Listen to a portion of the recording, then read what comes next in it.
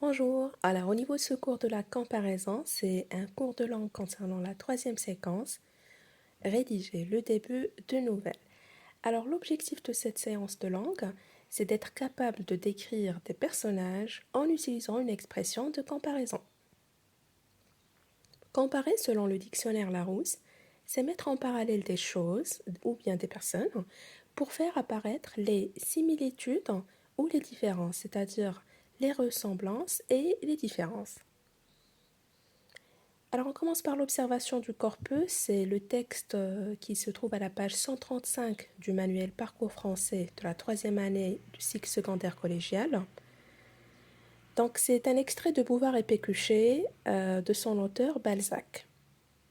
Je fais la lecture du texte et on essaie de repérer les comparaisons qui s'y trouvent. Deux hommes parurent. L'un venait de la Bastille, l'autre du jardin des plantes. Le plus grand, vêtu de toile, marchait le chapeau en arrière, le gilet déboutonné et sa cravate à la main. Le plus petit, dont le corps disparaissait dans une redingote marron, baissait la tête sous une casquette à visière pointue. Quand ils furent arrivés au milieu du boulevard, ils s'assirent à la même minute sur le même banc. Pour s'essuyer le front, ils retirèrent leur coiffure que chacun posa près de soi. Et le petit homme aperçut, écrit dans le chapeau de son voisin, Bouvard, pendant que celui-ci distinguait aisément dans la casquette du particulier en redingote le mot Pécuchet. Tiens, dit-il, nous avons eu la même idée, celle d'inscrire notre nom dans nos couvre-chefs. Donc ici, on a repéré les descriptions, enfin les comparaisons. En orange, on a mis le plus grand, c'est Bouvard, et en vert, on a mis le petit homme, c'est-à-dire le plus petit, qui s'appelle Pécuchet. Donc, on a repris l'image. À gauche, nous avons le plus grand qui s'appelle Bouvard, et à droite, c'est le plus petit qui s'appelle Pécuchet. Alors, comment on peut exprimer la comparaison? Premier exemple, nous avons Bouvard est plus grand que Pécuchet. Alors, dans cette phrase, nous avons utilisé le comparatif plus que, qui exprime la supériorité. Comment on a construit cette comparaison? Tout simplement en mettant plus, en rajoutant l'adjectif grand, suivi de que. Ça a donné Bouvard est plus grand que Pécuchet. Au niveau de la deuxième phrase, nous avons Pécuchet est moins grand que Bouvard. Ici, ça exprime l'infériorité parce que nous avons utilisé le comparatif moins que. Et pour la construction, également, nous avons mis moins, plus adjectif, plus que. Pour le dernier cas, ça ne se voit pas sur l'image, parce que sur l'image, nous avons Pécuchet, il est plus petit que Bouvard. On peut voir que Bouvard, il est plus grand que Pécuchet. On peut voir que Bouvard, il a l'air sérieux, alors que Pécuchet, il a l'air souriant et gentil. Donc, on peut dire que Bouvard, il est plus sérieux que Pécuchet. On peut également dire que Pécuchet, il est moins sérieux que Bouvard.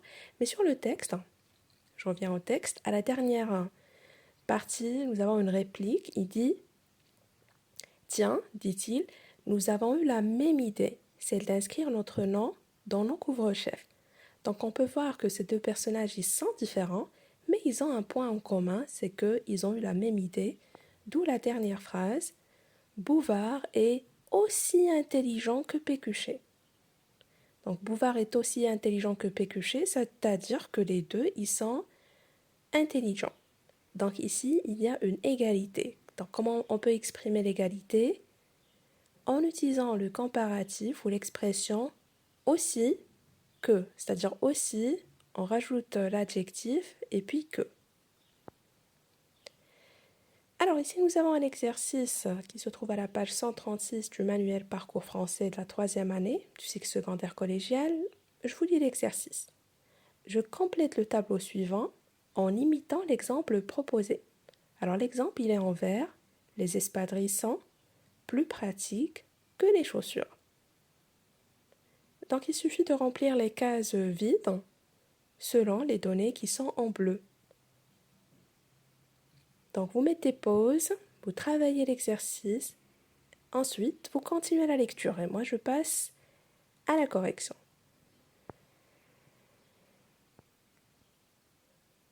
Voilà, vous pouvez choisir les phrases que vous voulez. Je vous ai mis quelques exemples ici. Alors j'ai mis les chats sont moins forts que les tigres. Deuxième exemple. Alors ici j'ai imaginé qu'un concessionnaire de voitures, un vendeur de voitures, il explique à son client que deux voitures de couleurs différentes, ils sont du même modèle, elles ont la même puissance. Donc il lui dit, la voiture rouge est aussi rapide que la voiture jaune. Donc là, c'est l'égalité. Troisième exemple, la poupée de la petite Fatima est plus belle que celle de sa sœur. Alors au niveau de ce troisième exemple que j'ai choisi, bien sûr, je ne compte pas celui qui a été donné. Alors la poupée de la petite Fatima est plus belle que celle de sa sœur. Ici, nous avons une expression de comparaison de supériorité.